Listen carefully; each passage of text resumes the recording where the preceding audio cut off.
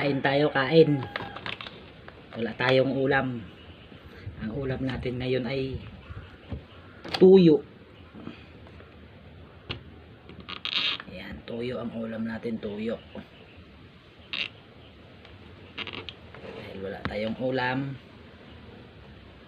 mag-ulam na lang muna tayo ng tuyo. Para kahit papaano